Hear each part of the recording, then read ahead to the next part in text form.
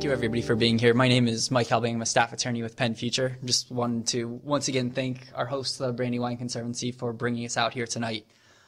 This is actually a very collaborative effort among different environmental groups in the area. As I said, I'm a staff attorney with PennFuture. Sumai Rav is with the Pennsylvania Environmental Council, and this video is also, or this presentation is also being recorded, and it will be available online through the generosity of the work of the Sierra Club, who is helping to bring this presentation along tonight. But we're going to spend a decent part of the presentation tonight talking about some of the background information, giving you some idea what's happening, what this process is all about, what the opportunities are for you to be involved so that you'll understand as we get into it. So if it seems like we're giving you a lot of background information, we are. Hopefully you'll find that useful, and hopefully it will all come together at the end and it will all make sense. So I'll just start very quickly before I hand it over to Sue in a couple minutes. Just to give you a very quick introduction, PennFuture, we're a statewide environmental organization. We advocate for policies and legislation that protect public health, the environment, and the economy. We're spread out throughout the state: Philadelphia, Pittsburgh, Harrisburg, and Wilkes-Barre. We have practices that focus on water, land conservation, air, energy, and our tagline is "Every environmental victory grows the economy." And with that, I will turn it over to Sumai Rav from Pennsylvania Environmental Council. Did I miss something? There we go. I just wanted to do also a very quick overview of my organization, Pennsylvania Environmental Council. We are also a statewide organization. We work in three program areas: water resources, energy and climate, and trails and greenways. I'm a program director under our water resources statewide program, and like PennFuture, we have the state as well. And we're really happy to be collaborating with PennFuture on this MS4 education program. We do a lot of work around stormwater management and helping our municipalities meet their MS4, their stormwater permits, and help them also look at ways that they can improve stormwater management in their communities. And this is a great opportunity, for the public to get more involved in that process as well. So basically tonight we're going to provide a really basic overview of the MS4 permitting process.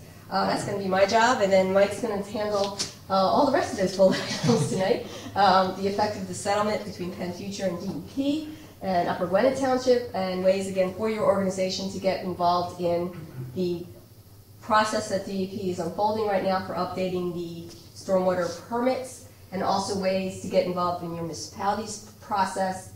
And also we'll just be leaving you with some other ways that you can get resources around stormwater management educational opportunities. So that's what we're going to be doing tonight. Again, I'm going to start with just a real brief overview of the MS4 permit. So with many stormwater programs, and it seems like it's just a because of the regulations, there's lots of acronyms. I promise I won't be doing a quiz, but you're going to see a lot of these acronyms as I go through the presentation. Just so you know that you're familiar with them, and if I start to talk in acronyms and you don't know what I mean, just put your hand up. But you're going to hear MS4. I'm going to explain exactly what that means. MCM is minimum control measure. So there's a lot of different acronyms sort of affiliated with this program that you'll be learning about tonight. So what is MS4? Well, simply the definition is describing our communities that have separate sewer systems. That means that their storms, the runoff, the water that comes down and flows through the land goes into a infrastructure that simply goes right out to a creek or a stream. It does not go through any kind of treatment. That's a separate system from the wastewater system, which comes out through your home or through your wastewater, and it goes into a separate set of pipes and infrastructure and into a treatment plant.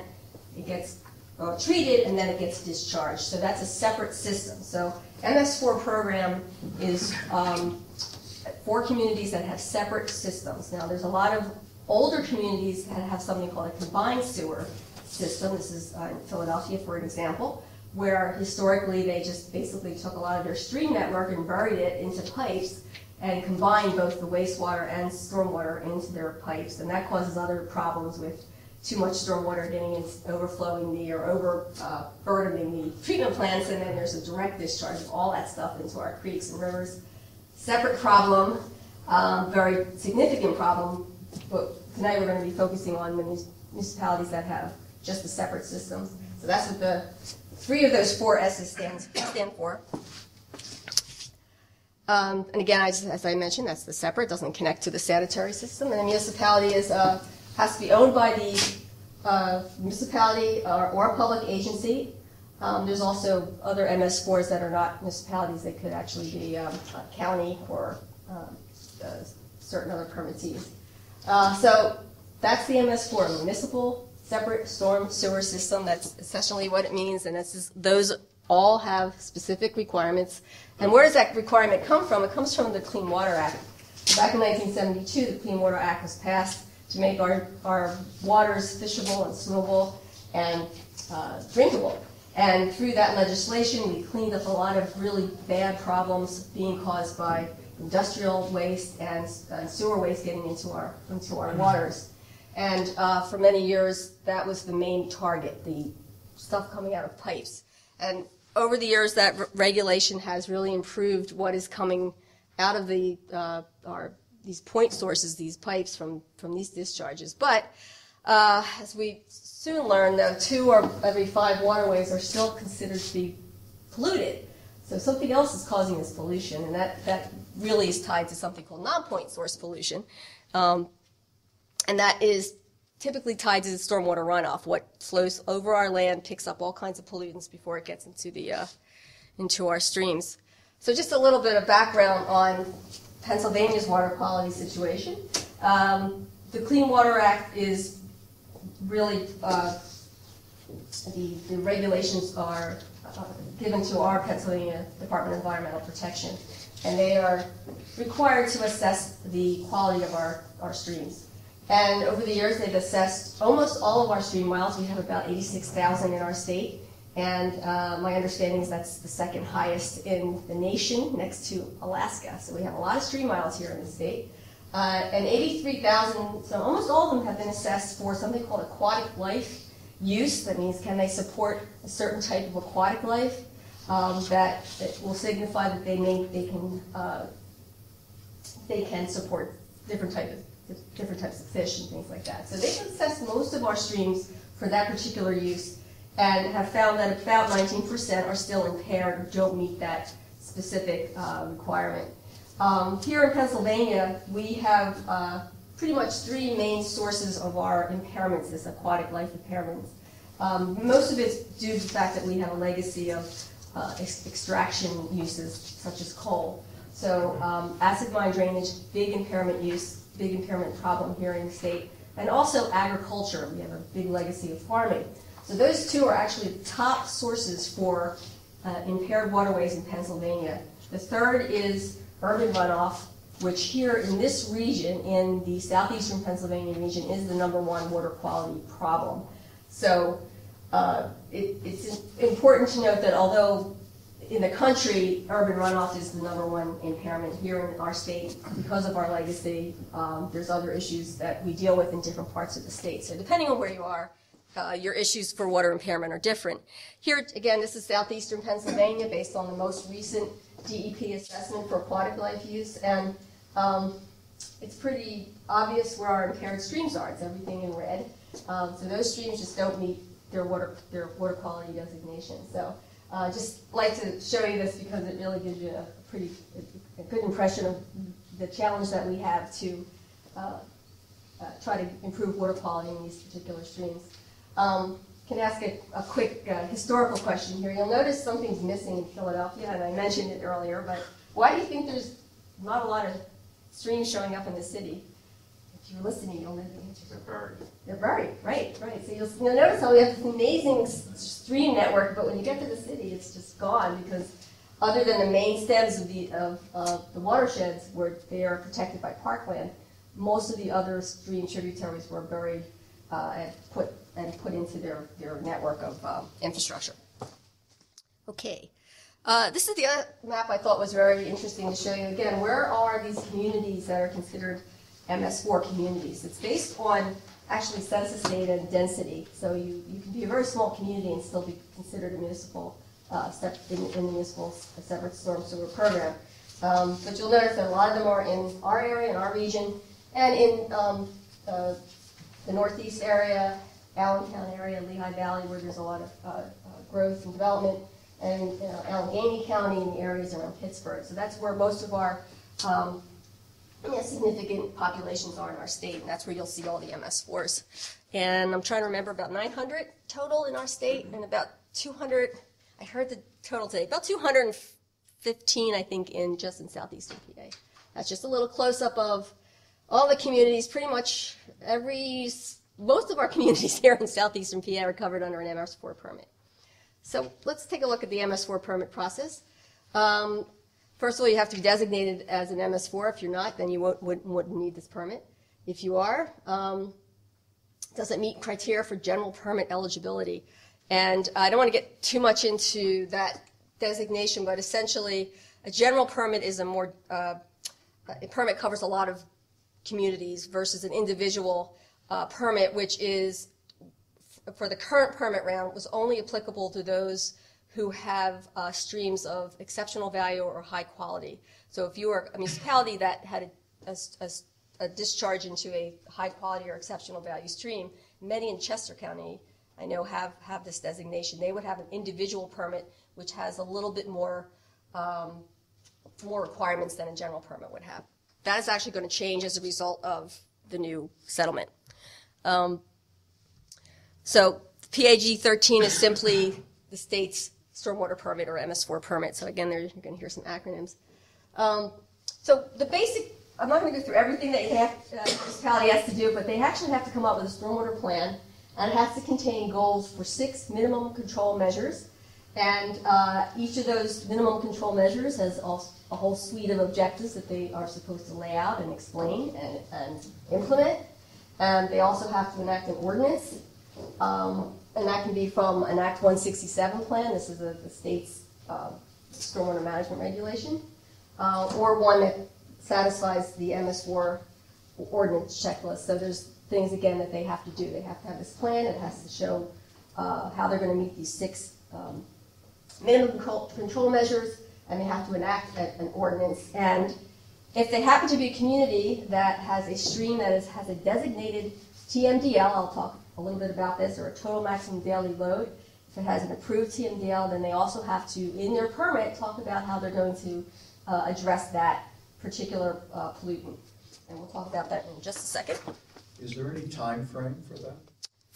For these? For accomplishing this? This is the permits go in 5-year cycles, but they can propose a longer time for actually meeting, if you're talking about the TMDL, meeting the TMDL. Does the municipality have to prepare this by a certain date? Yes. Or is this sometime in the indefinite future? They have actual deadlines for submitting these things, yeah. And that's actually going to be tightened up a little bit too, because it's been staggered and there's a lot of confusion about when they're supposed to submit. So Mike's going to explain a little bit more about that. But I'm just going to go through 2 of the 6 requirements, because most of the work that our organizations do are around the education and outreach, and 2 of the 6 minimum control measures address that. I think I should just stay here. So the first one is public education and outreach. Again, having programs like this where we're educating the public about stormwater management, getting them involved in programs is the second, which is the public involvement and participation. So municipalities have to have programs that make their residents aware of stormwater management issues, and then also have programs that promote active participation in things like planting trees, riparian buffers, doing stream cleanups, and things like that. Many municipalities have environmental advisory counselors, or they work with watershed partnerships to meet those requirements. I'm from Abington Township. Our EAC is very active. We have lots of programs where we have rain barrel presentation, rain garden presentations, and that actually counts towards our township's MS4 requirements for public education. So if you're with an organization that does these kinds of programs, then they can help your township. The third one is called illicit discharge detection and elimination. Again, there's 6 that they have to address. This essentially, they have to have a plan for dealing with a illegal connection into their stormwater system. Someone, for example, if there could be a leak, or someone dumps something illegally into their stormwater system, they have to have a plan that addresses how they would handle that. Number 4 is construction site runoff control. This is a pretty self-explanatory picture. The construction sites have to have ways to eliminate or at least minimize any kind of sediment getting into a stream. So when you have a situation like that where it's obviously not working well, they have to be able to understand that this is a problem and address it as soon as possible. Then there's something called post-construction stormwater management and new development and redevelopment. Again, this is a way that they have to look at managing and maintaining post-construction stormwater management techniques. Finally, there's pollution prevention and good housekeeping. And this is also a plan where they are explaining how in their own facilities, many have car washing facilities, fueling facilities at their public yards. They have to have a plan to make sure that they are not adding pollution to our streams. So they have a series of things that they are supposed to do, signage, proper containment. PEC actually has a whole program where we do this good housekeeping workshops just for municipal public works and parks personnel about that, just that one aspect of their stormwater permit. So these are the 6 types of things that have to be in that stormwater permit that they do. And here's just some examples for public education and outreach. They have to educate, I mentioned educate the community. You can read some of the different things in different ways that all of our communities usually have something on their website, so that actually will satisfy that first minimum control measure. And here's some examples of how they can meet the public involvement and participation program. So just wanted to give you a quick overview of that. Finally, I'm going to end with the TMDL plan before Mike talks a little bit about the settlement. So a total maximum daily load, we'd like to think of as the pollution diet for the stream. Like how much can a pollutant can it actually absorb before it becomes impaired? And there's actually ways that's calculated. And some streams that there is a figure that is called a waste load allocation, and they take that number, and municipalities who have contribute to that have to have a plan that will explain how they will reduce that pollution load. So again, I kind of just said this, but they are required, if they have these impaired streams, to meet this TMDL standard, they have to show how they are going to do that. In the current permit, what they typically were allowed to do is just sort of say, oh, we're going to sweep our streets and we're going to have maybe this many riparian buffer plantings. And they actually had a whole year before they had to actually be really specific about what they were going to do. So it was kind of a 2-pronged approach. I'm stealing some of your thunder, but he's going to talk about that's not going to be allowed anymore. But they have to show measurable progress, and these are some of the control measures that a municipality can use in their permit to address a TMDL. We use the Christiana River has a TMDL for nutrients, so they would have to show how what they are doing will reduce nutrient loads. So that's kind of the overview of the MS4 permits. I know I went through a lot of stuff, but that's just wanted to set up before Mike talks a little bit about what's now going to change and how you can become more involved in looking at all the different things that your municipality is required to do. So I'm going to stop while we're switching here. Does anybody have any questions? Yes, sir. You gave us a map a few minutes ago in your slide presentation of the impaired streams. Yes. My question is there such a map, a comparable map, available for those streams with TMDLs? Well, yes, I would imagine there is. I've never seen one, and so that's why I was asking if there is such a thing. I know that I saw that in the DEP presentation, and I asked, can I have that map because it's such a great visual thing. So I think there is probably a way that you could get a map like that. DEP certainly has that information. I know in Chester County, the Chester County Water Resources Authority has an incredible amount of major maps that they've created from all of this information, and it's incredible. I saw their maps, and they have and they're available on their website, and you can see what the status of all the different streams within the county are. And I would imagine that some of them would show the TMDL streams. I know they show their designations, they show what streams have made improvements. There's a whole series that they've done. That's a great place to get some of that information.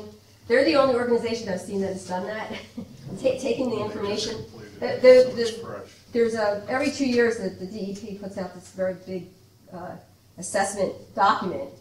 That's a requirement of the Clean Water Act, and it will list all the individual stream segments, but to actually see the map is really... Yes, I don't think DEP has ever shown that on that, to my knowledge. Yeah, sometimes you can grab it through their EMAP program, but it's kind of hard to figure that out. So that data's there. The data?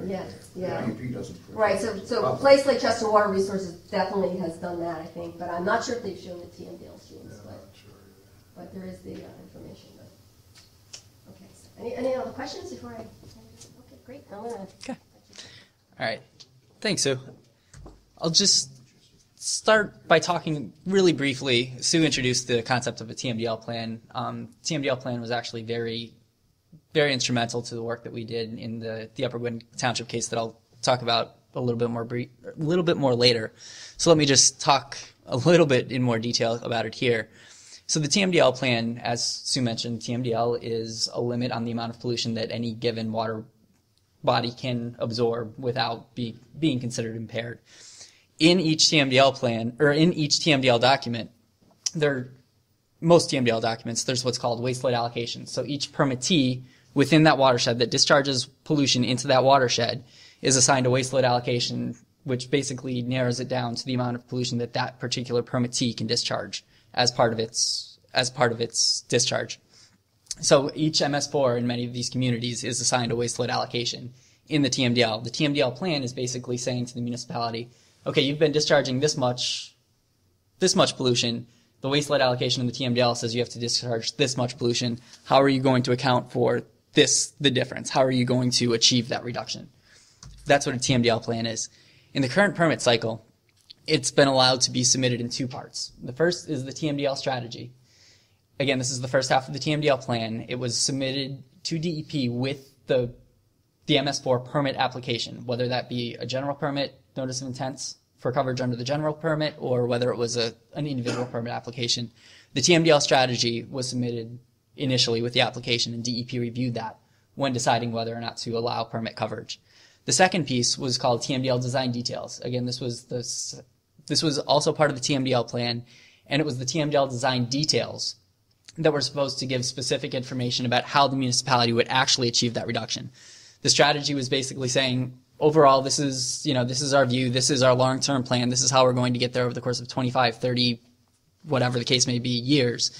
The TMDL design detail said, okay, this is what we're going to do within these 5 years. We're going to install X best management practice here. We're going to install Y best management practice there. We're going to change our ordinance to require this, and this is how we're going to achieve that reduction very specifically in this permit term. As you can see from the slide, that TMDL design details part of the TMDL plan wasn't required to be submitted until 1 year after the permit was approved. And I'll get into a little bit later why that's problematic, but I think on its face, you can see why that may have been a problem. So just to recap where we've gone so far, we've talked about the MS4 basics. We've talked about the 6 minimum control measures that are part of each MS4 permit. We've talked about current public involvement avenues, and we've introduced the TMDL concept, including talking about the TMDL plan. So from here, we're going to talk about what's changed in the MS4 process, and finally, how can you get involved in the process? That's what we're all here for, and that's where we're going. We will get there, I promise. So talking first about a case that initiated some of the changes that we're seeing in the process, and this is a case that PennFuture initiated against a permit application that was granted by the Department of Environmental Protection, and it granted coverage to the MS4 in Upper Gwin Township, which is in northern Montgomery County. Some of you may be familiar with it. And so I'm going to go through some of the concerns that we had about the permitting process as it was, and that will explain some of the changes that are being made. There are 3 main programmatic concerns that are relevant to what we'll be talking about tonight that we challenged as part of this appeal. The first is the difference between general permit and individual permit, and Sue alluded to that a little bit earlier when we were talking about the different kinds of permits. And basically what was happening, a general permit, as Sue mentioned, a general permit is basically a standard permit that's designed to apply to a category of different types of permittees. The idea being that All permittees within that category are substantially similar enough that we can, they're all doing pretty much the same thing. The same control measures would apply to all of them. There's no need for them to submit an individual permit application. There's no need for the department to review individual permit applications when they're all going to give us the same information. We're going to give them the same permit conditions. Let's save everybody some time and effort and just say, if you qualify, if you're part of this category, you're all going to be covered under this general permit, which makes sense in a lot of areas. One of the problems that we had in this case is, as we were talking about, these municipalities who are subject to waste load allocations in TMDLs were required to submit a TMDL plan, which was very specific to their municipality. They had to explain how their individual municipality was going to implement best management practices on the ground in their municipality to achieve the waste load allocation reductions that were required under the TMDL. As you can tell, those are not standardized procedures. Those are very, very different, very individualized. So we didn't think that a general permitting system really made sense in this circumstance. And why does that matter? One of the more significant differences between the general and individual permitting process. First of all, there's a little bit less, it's a more standardized process. There's a little bit, I think it's fair to say, less scrutiny applied to those types of applications. But second of all, there's also a difference in the way the process is handled with regard to public involvement. General permit, it's put out for public notice and comment when the general permit itself is first being issued, which happens every 5 years. But when any individual municipality was applying for coverage under the general permit, there was very minimal opportunity for public involvement in that process. And again, because no one had the chance to see the TMDL plan or even part of the TMDL plan until the municipality was applying for coverage, there was really very minimal opportunity for public involvement. The second piece that we're concerned also had to do with public participation, and this has to do with the way the TMDL plan was set up. It was bifurcated so that the TMDL plan could be submitted, as I mentioned, between a TMDL strategy, which came in with the permit application, and also a TMDL design details, which didn't come in until a year later. The TMDL strategy had the minimal public participation associated with the notice of intent process. The TMDL design details that came in a year later really had absolutely no public participation built in at all. And again, as I mentioned before, the TMDL design details, you'll remember, are very specific. This is how we're going to achieve our pollution reduction goals. This is how we're going to get there. This is what we're going to do. And there was really no opportunity for public comment. And if you think about it, the fact that they came in a year after public or permit coverage was granted, it's unclear exactly how much influence DEP could have at that point as well. Permit coverage was already granted. I'm sure they had some strategy in mind for how they were going to deal with it if the TMDL design details didn't seem sufficient in their eyes, but the public certainly didn't have a role in it, and it's unclear how effective it would have been anyway. The third programmatic concern that we had has to do with what DEP is colloquially calling parsing. And this gets back a little bit to the way TMDL documents are drafted. And anybody who's worked with TMDL documents before knows that they're not standard. They're pretty confusing to go through. One of the things that EPA did is they were drafting these documents, and most of these go back to the early part of the 2000s, some as early as the 1990s, most of them are early 2000s. They realized that that they should assign a waste load allocation, a specific pollution discharge limit to individual municipalities with these MS4 systems. They realized that there should be some limit, but they also realized that they didn't have enough data to figure out exactly how much of any individual municipality was draining into an MS4 system. So basically, a municipality may have only 40% of a given municipality may have been draining into an MS4 system. The rest of the stormwater may have all been farm fields. It may have been dealt with in a combined sewer system. It may have been adjusted another way, but it wasn't falling into the MS4 system. EPA said, we can't figure that out right now. We're just going to assign a waste load allocation. We're going to assume 100% of the municipality is an MS4 system, and we're going to assign the pollution allocation based on that.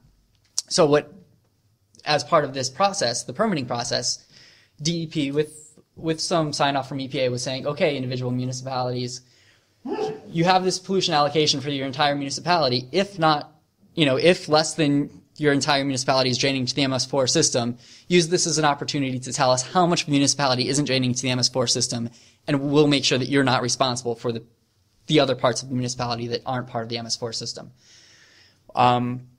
which in principle may have been okay, but what we were seeing is lots of creative math and lots of creative ways of trying to reduce municipal burdens by, in some cases, up to 97%, which was never the intent of the way the TMDLs were drafted, and certainly wasn't intended as part of the permitting process. So that was problematic and something that we saw pretty broadly. We also saw, as the next bullet point I said, we had concerns about the way the township went about going through their TMDL planning process, and we're talking about many of the same problems that we saw with programmatic concerns. One of the big things we saw, the TMDL strategy, rather than saying these are the BMPs that we plan to implement, this is how we plan to go about it, they basically took something like 35 pages from the stormwater best practice management manual that DEP has issued and said, we're going to pick from among these and we'll do something and we'll figure it out later, which, as we said, it's not much of a strategy, it's more of a playbook, which we didn't think was really intended by the plan. We also saw some just mathematical calculation errors and some other things that concerned us, and that was the reason we brought this lawsuit. But I should also mention that there are many, many other municipalities that we could have selected. It certainly wasn't unique in that regard. Can I just ask you to hold your questions until the end? Is that okay? Okay, sorry, I just want to make sure that we can get through this as quickly as we can. So those are some of the problems that we were addressing in the suit. The settlement agreement. We negotiated with DEP for it was almost a year and a half. At the end, these are some of the highlights from the settlement agreement that we reached.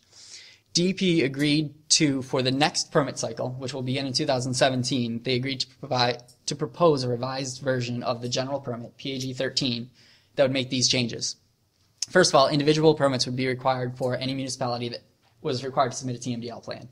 So that was the first issue that we talked about that will be addressed during the next permit cycle, at least under DEP's current proposal. There'll be one-step TMDL plan, so there won't be TMDL strategy, TMDL design details. They'll all be submitted as one complete TMDL plan, and it will be submitted with the permit application at the outset, which will, allow for public participation as part of the individual permit process. In addition to that, there will be enhanced public participation in addition to the public participation that's inherent in the state-level individual permit granting decision. There will be an additional level of public participation, which will require what's essentially a local-level notice and comment period for the TMDL plans. So when the municipality, they draft their TMDL plans, they say, this is how we're going to achieve the reduction in our waste load allocation required by the waste load allocation. Before they submit that plan to DEP in 2017, they have to make it available to the public and allow the public 30 days to comment on the plan. And once they receive those comments from the public, the municipality has to take it back, take those comments into consideration, respond in writing to those comments, and submit the comments and the responses to the comments to DEP along with their permit application and the TMDL plan. So it gives the public a greater opportunity to get involved right at the outset. There are also, you'll see I mentioned the one-step TMDL plans will be for municipalities who have waste load allocations for nutrients and sediment, which is the bulk of what we're talking about in the southeastern part of the state.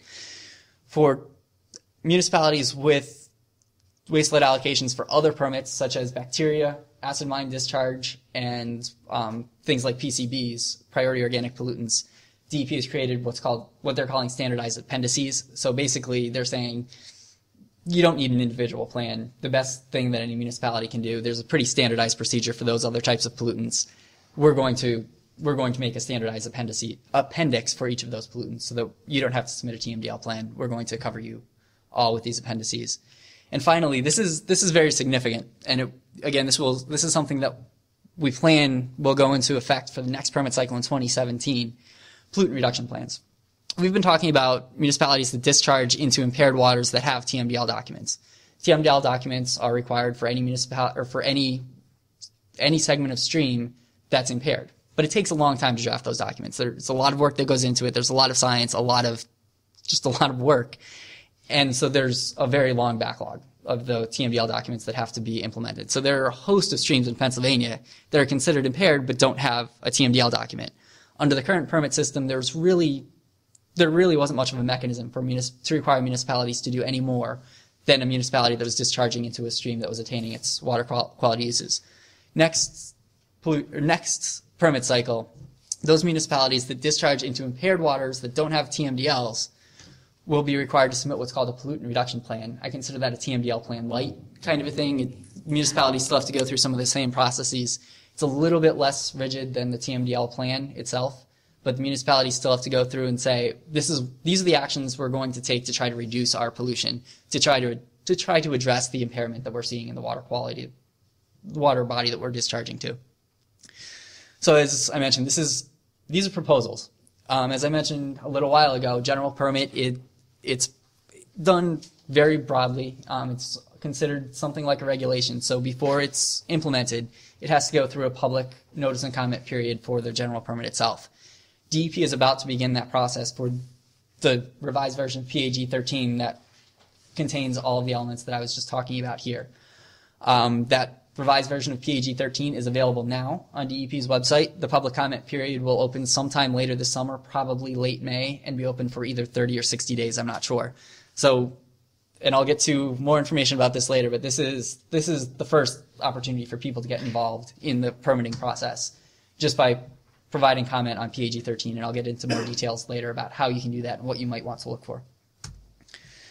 So this is another piece of the settlement agreement that talks about what's happening now during the current permit cycle. Everything I was talking about before is what's going to happen beginning with the next permit cycle, where the applications will be due in 2017. Current permit cycle, as I mentioned, municipalities submitted these documents, the TMDL plans, back in late 2012. DEP began approving them sometime in mid-2013. Partially as a result of the appeal that we brought to the Upper Gwynedd permit, DEP basically put a hold on approving any new applications because, well, for whatever reason, but they were concerned about future permits being approved if there were still people who had concerns about the permit process. So DEP basically put a hold on those permits. So there are, I think, somewhere in the vicinity of 200 permit applications that have been sitting in front of DEP for almost 2 years now, with TMDL strategies that really haven't had any action taken on them. So what's happening with those permits now, DEP sent review letters to those municipalities. Those went out at the very end of February. Those are fresh. Municipalities just received them.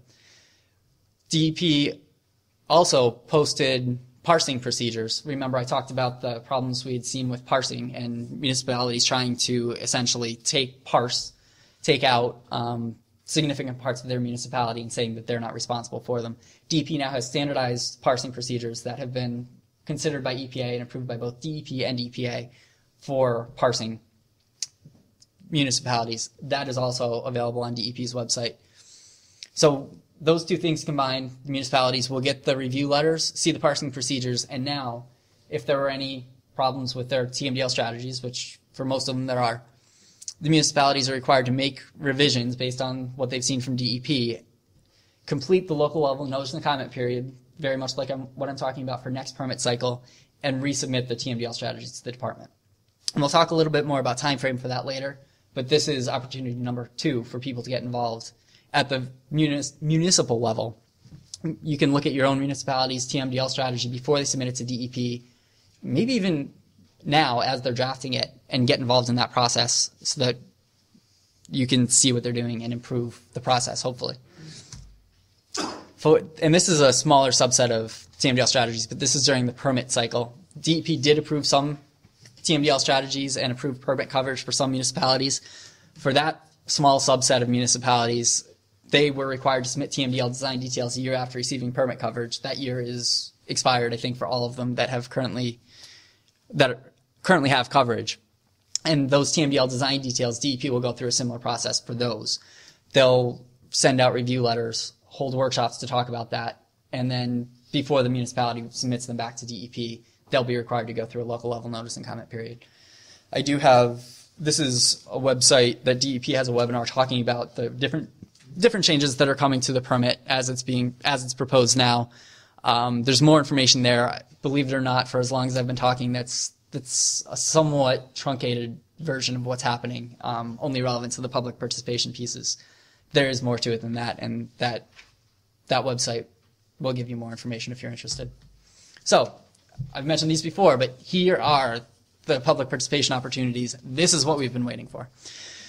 We'll talk about when to expect the opportunity and what to look for as you're participating in these processes. And here they are. The first, which I just mentioned, is the revised PAG 13. These are the changes the DEP is proposing to make for the next permit cycle that will begin in 2017.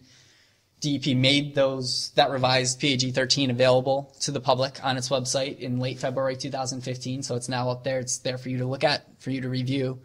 And DEP will open a public comment period by publishing a notice in the Pennsylvania Bulletin sometime probably late May, early June of 2015. And again, I've heard conflicting reports whether it will be a 30-day or 60-day public comment period, but it will begin probably late spring, early summer 2015. And that's an opportunity for you to get involved. The second opportunity is at the municipal level, and we talked about this earlier too. As your municipality, if you're living in a municipality that has to submit a TMDL plan as part of its MS4 permitting process, the municipality is going to have to allow you, as the public, to view their TMDL submission, the TMDL plan submission, before they submit it to DEP. The opportunity for that, the first one, for TMDL strategies, these are for the permit applications that have been pending and have never been granted coverage by DEP in the current permit cycle, so they've been sitting there since 2012. For that batch of permit applications, the TMDL strategies, DEP sent review letters to the municipalities before March 1st. It went out the last week of February. And the municipality has to submit their revised TMDL strategy to the department by December 31st, 2015. In the interim, they have to, as they draft their plan, they have to make that plan available for a 30-day public comment period at the local level. Every municipality can do it differently. There's no required dates. I expect that for most of these, it's going to take the municipalities some time to put together a revised TMDL plan. So I expect for most of these municipalities, we'll see this public comment period arriving sometime around Thanksgiving, late November, probably November 15th through December 15th, if I had to guess, something like that. And so at that point, you'll have the opportunity to comment, to review the TMDL strategy being submitted by the municipality and comment on them. Similarly, for the small subset of municipalities that had design details that are outstanding, that their TMDL strategies were approved, the design details are outstanding, that process is offset by about 3 months. The DEP comment letters will come out June 1st, 2015, and they'll be due back to DEP on March 31st, 2016. So we're probably looking at a public comment period sometime February, March of 2016 for most municipalities. Okay, so that's great. You have the opportunity to participate. What does that mean? What can we do? So let's talk about what to look for in the revised version of PAG 13. And again, this is available now. You can take a look at it. And this applies to all small MS4 municipalities, and the public comment period will be in the summer of 2015. So the first thing you can look at are appendices. And I talked about this briefly before. For municipalities that are required to comply with waste lead allocations for pollutants other than nutrients and sediment, they will be allowed to, or they will be required to follow standardized BMPs that are listed in these appendices. This is the first time DEP has done these appendices. They're showing up for the first time in this revised version of PAG 13, so that is out there now. DEP is, and this isn't part of PAG 13. It's something that we expect to come out later, but DEP is also talking about making some changes to its model stormwater management ordinances, and stormwater management ordinances are required as conditions to the permit. So DEP has proposed to model stormwater ordinances, which aren't necessarily required, but many municipalities do follow them. DEP, we expect that they will propose some changes to that ordinance. That will be out there soon, hopefully. The last thing there is what DEP is referring to as a table of requirements for each municipality. And what that is a really helpful tool that I think is good for us as environmental people who are concerned about environmental aspects of this and municipalities themselves. DEP has published a table that shows what municipality by municipality, what they're required to submit as part of their permit process. This is an excerpt from that table. The table itself is about 125 pages long, but you can see they go through, they say, okay, for Swatara Township, and this is in Dauphin County, this is just the excerpt that I happen to pick because it has some good examples. They're required to submit nutrients and sediment. Appendix D is pollutant bay reduction plan. Appendix E, that's the pollutant reduction plan that I was talking about before for waters that are impaired but don't have TMDL. Appendix B, this is a different township, but West Hanover Township has to submit Appendix B, which is the standardized BMPs for pathogens. Appendix C is the PCB nutrients. But basically it goes through and says, for each municipality, right here, this is what you have to do. You don't have to go through and figure out 100 different things. This is what you have to do. This is really interesting because this is the first time DEP has done this. And so I think DEP recognizes that there very well could be some mistakes in this just because it's a pretty ambitious project. It's a pretty dense document. There's a lot of information in there. So if you are familiar with the requirements and the status of the water bodies in your community, this is a really good opportunity for you to take a look at this and say, hey, what about the impaired water that, you forgot this creek? This is also impaired. Why isn't this listed? Or, possibly the other way. That Paxton Creek, that's not Susquehanna Township. Why is that listed here at all? But it is a really good opportunity for you to get involved. This could make a pretty big difference, and that is out there now, and you can submit comments on that at the same time as you submit comments on the revised PAG 13. Okay, and in addition, these are all the things I talked about before, and these are in there. The individual permits for municipalities that have nutrient and sediment waste load allocations and are required to submit full TMDL plans. TMDL plans will be submitted in one step. That's in there. There'll be the enhanced public participation that I was talking about in addition to the individual permits, the local level notice and comment, and the standardized appendices that I talked about. And the one thing I would say about getting involved in this process is even if you think this is great, this is the best possible permit I could ever see, it still makes sense for you to submit some comments because we do expect that there will be some pushback from municipalities who are not as enthusiastic about being required to comply with some of these additional requirements. So it is helpful even if you want to say, we think this is great, there is some benefit to doing that, even if it's a short comment letter, just to say, we're paying attention, we're involved, this looks good, stay with the DEP because, there will likely be some pushback on many of the requirements that I was just talking about. Okay, so that's PAG 13. That's this summer for the PAG 13 that will go into effect next permit cycle. Right after that, I was talking about the opportunity to get involved in looking at TMDL strategies. This will be municipality by municipality.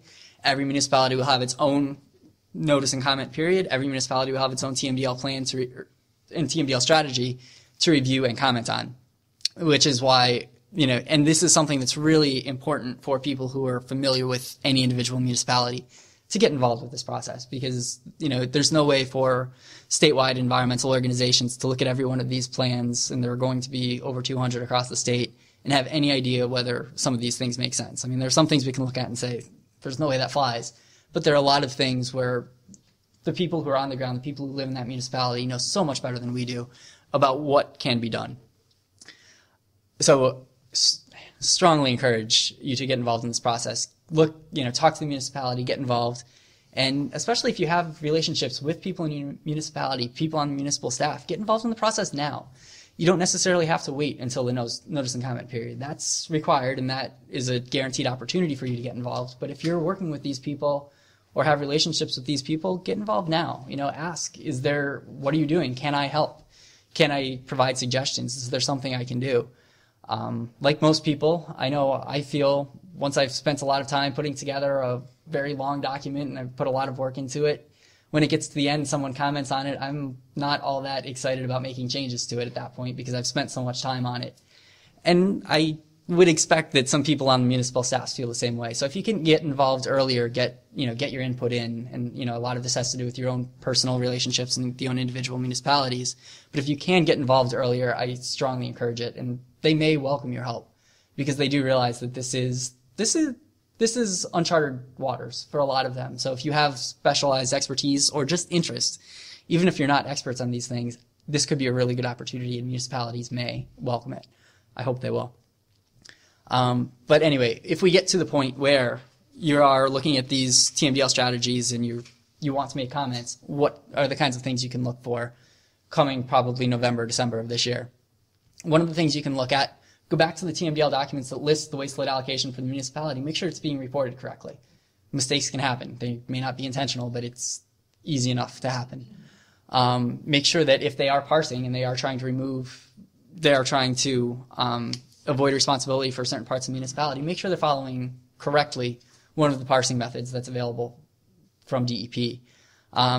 If you have a professional engineer looking at it, that's great, but quite frankly, a lot of the math is pretty simple and straightforward. It's not something that you necessarily need a public engineer or a PE, professional engineer, to look at. You can, even if you don't have that expertise, you can at least look at it and see if it makes sense and compare it to the process that DEP is proposing. It has to include a map. If you don't see a map, that's a problem, because if you're parsing, it must include a map because you need a map to do the parsing calculations. That's something that's really easy to look for. The next bullet point down there, include a reasonable timeline for meeting waste lead allocations. This is one of the things that we saw as we were going through some of these plans. There were municipalities that were proposing a timeline of approximately 400 years to achieve the reductions that were required. That's not okay. We don't know. There's no hard and fast rule for how quickly municipalities have to get there. Some municipalities actually do have pretty big obligations, and it would be almost impossible to get there in a very short amount of time. So it makes sense that some of these municipalities will extend this out over several permit terms. But rule of thumb, we're probably talking 3, 4, 5 permit terms at the max. So if it's something that your grandchildren are not going to live to see, that's a problem. And even if it's more reasonable than that, if you think they can get there faster, there's no reason not to comment on that or to encourage them to do that, especially if you have specific ideas that say, okay, you're proposing to do this, but if you do that instead, we'll get there in one permit term. Why don't we do this? Something to look at. And this gets back to what I was talking about before, some of the things we were seeing in some of the permit applications that we looked at. The TMDL strategy should be pretty specific about the kinds of best management practices that are being proposed. It should be a strategy, not a playbook. And for each type of BMP, it should provide this information, just an analysis, the kind of load reductions that they expect, what the source of pollution that they're trying to address is, and why their measures are appropriate for it. And they should also talk about any local factors that may affect the effectiveness of the BMP that they're talking about. And bottom line, once they implement all these BMPs, whether it's in this permit cycle or over the course of the next 2, 3, 4, 5 permit cycles, once they do all of this, how are they going to get to the waste lead allocation reduction requirement that they're required to meet? Does the math add up? Does it make sense? And make sure that they do that analysis and make sure it seems reasonable. The other things you can do, provide reasonable suggestions. Again, if you have an idea of types of BMPs that can go in, things that may work better, things that may be more effective, less expensive, better for any number of ways, suggest those. This is a good opportunity to do that. And again, if you can get involved earlier, even before the notice and comment period, that may be all the better. And this is just bureaucratic, but the plan should be signed and sealed by a professional engineer. That's something that's easy to look for.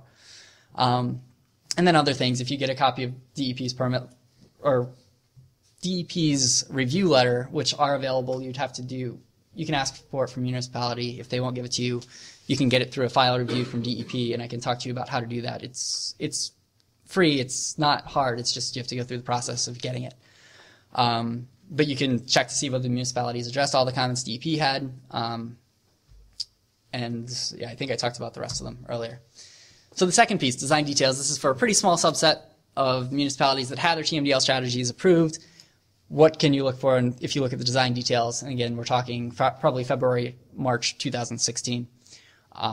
They should list all the BMPs that have been installed since the date of the TMDL report. And similarly, they should include an analysis of the sources of TMDL pollutants. Most of that should come from the TMDL strategy. But especially this permit cycle, when the TMDL strategies that were approved may not have been up to speed, that may not have been there. So make sure it's in the TMDL design details. Specifics about each of the BMPs. The TMDL design details will be specific to this permit cycle. They're not talking about the broader plan. They're not talking about 2, 3, 4 permit cycles. They're talking about this is the piece of that strategy that we're going to accomplish in this permit cycle.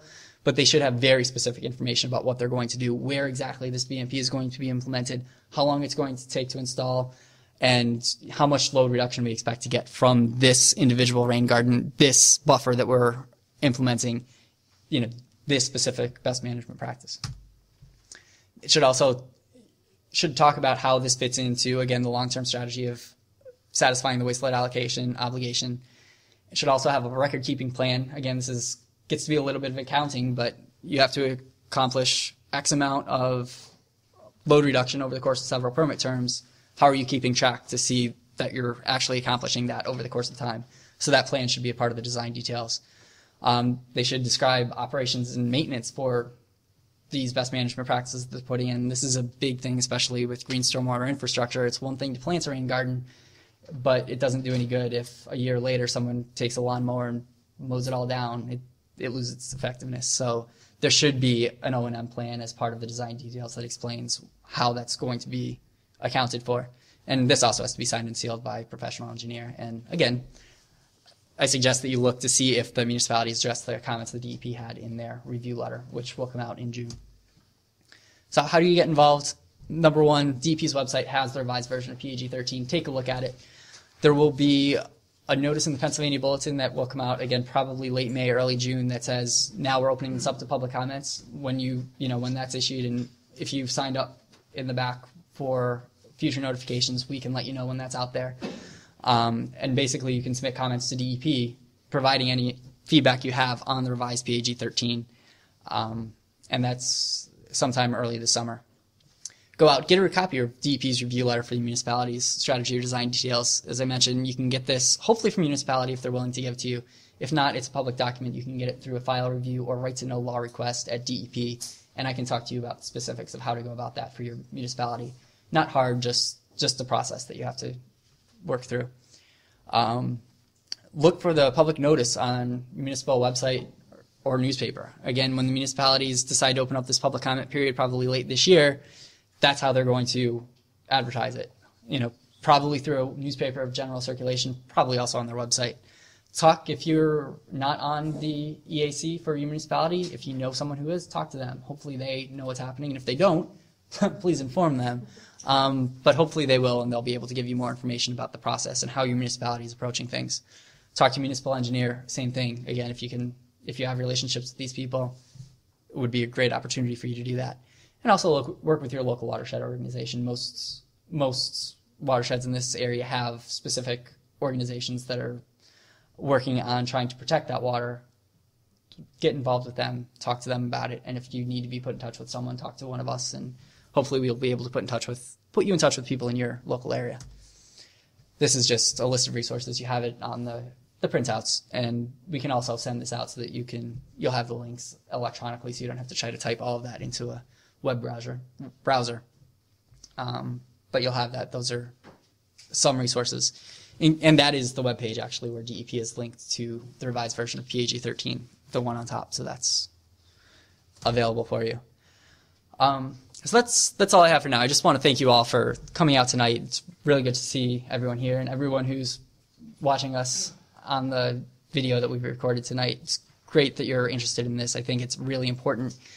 Stormwater, just to summarize, stormwater is something that I'm really excited about working on, just because I think it's a new and developing area of both the law and technology. We're finding all kinds of new ways of managing stormwater, ways that we had no idea existed 20 years ago. Traditional way was just take everything, run it into a pipe, run it into the river, get rid of it as fast as we can. We're realizing that there are better ways of approaching it. There are, what we're calling green infrastructure. Those are ways that are less expensive. They're better for the environment. They do a better job of reducing pollution. And they're also more appealing, more aesthetically appealing to the community. They create green spaces for people in the community to flock to and to congregate in. So, triple bottom line, these methods are better all the way around. They're win-win-win situations.